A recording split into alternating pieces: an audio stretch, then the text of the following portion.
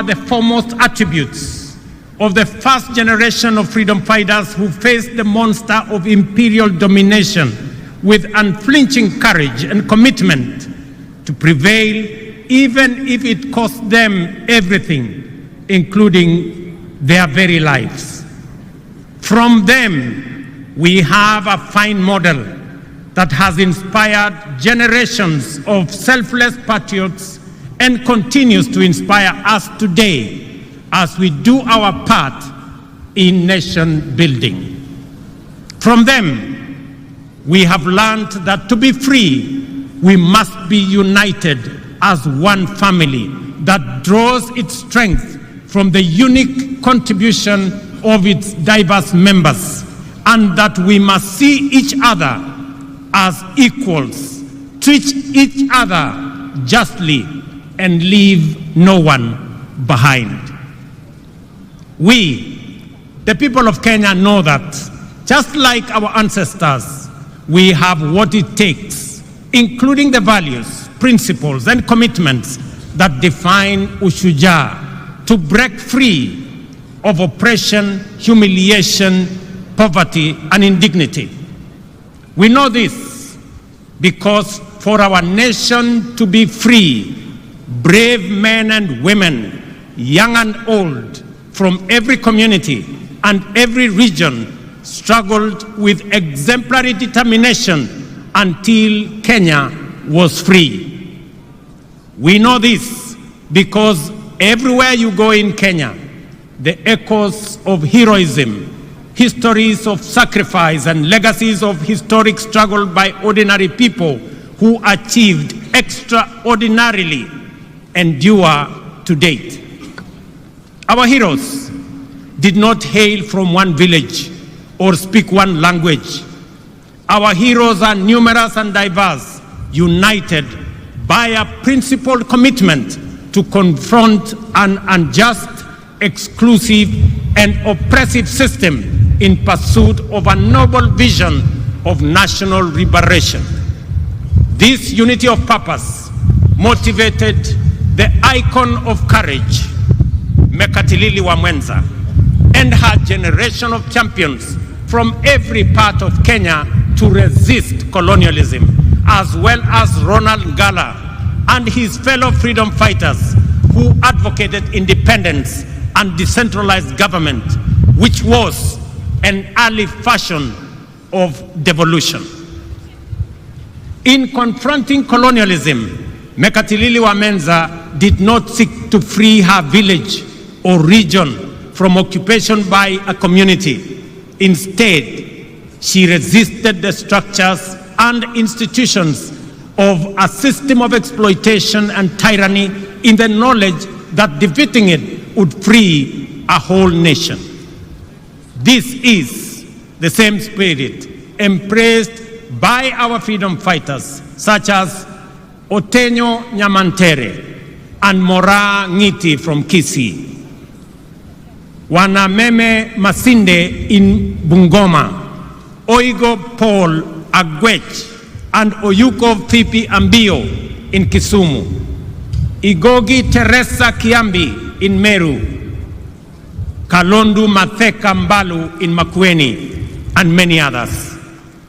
The great lesson that has been passed down to us from their era, and which we must faithfully transmit clearly and boldly to the future generations, is that every citizen of Kenya is a full and equal member of our political community, entitled to make a contribution to nation building, and with an inalienable right to a full, just, and fair share of all the benefits that accrue from our development. No proposition to discriminate or to unjustly diminish one while enlarging another's right is admissible anywhere. Therefore, any formula seeking to exclude, alienate, or disenfranchise any person, group of community for any reason is repugnant to the very essence of our nationhood. We are one people, and Kenya is one united, indivisible, and sovereign nation. Ladies and gentlemen, freedom came at great cost and was won against overwhelming odds. It called for a capacity to embrace immense sacrifice and willingness to pay the ultimate price.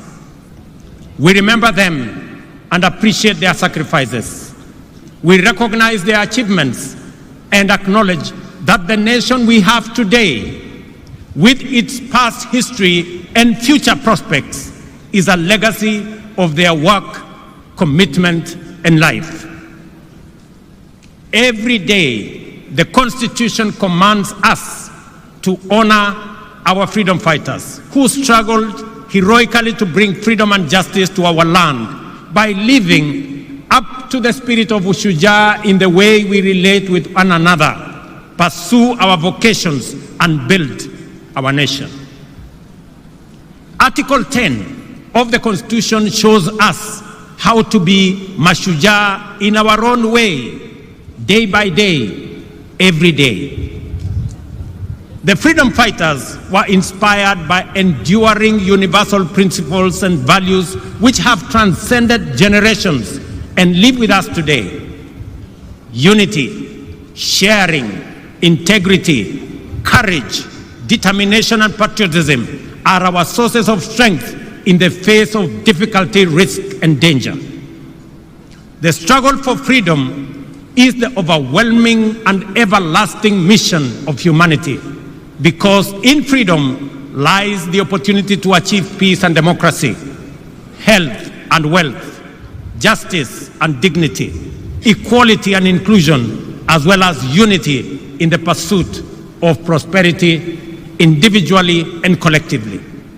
Freedom is the key that opens the door to sustainable progress in every sector.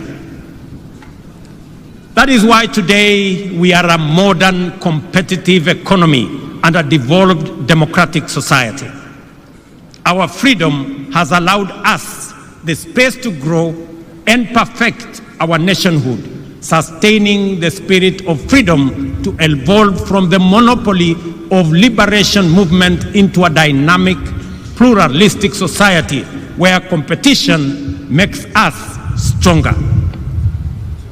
Since the ultimate goal of freedom is sustainable development, the heroic struggle of our time must focus on achieving this through inclusive growth.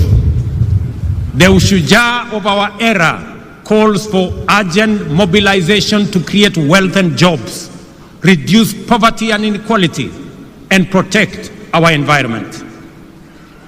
The dedication we bring to these tasks will determine how well we uphold the legacy of Mekadilili, Wamenza, and other freedom fighters. This fact is abundantly clear to us. The persistent unemployment, severe poverty, increasing inequality, and general gross underdevelopment are not only undesirable, but are also unacceptable derogation from the legacy of our Mashujaa and the spirit of our intergenerational commitment to freedom. Recognizing this, the government formulated a plan aimed at enhancing dignity and security, creating wealth and expanding opportunities by increasing investments in infrastructure development, essential service delivery, and the productivity of key strategic sectors. The bottom-up economic transformation agenda is Kenya's economic freedom charter, which mobilizes unprecedented levels of investment into the most impactful sectors in providing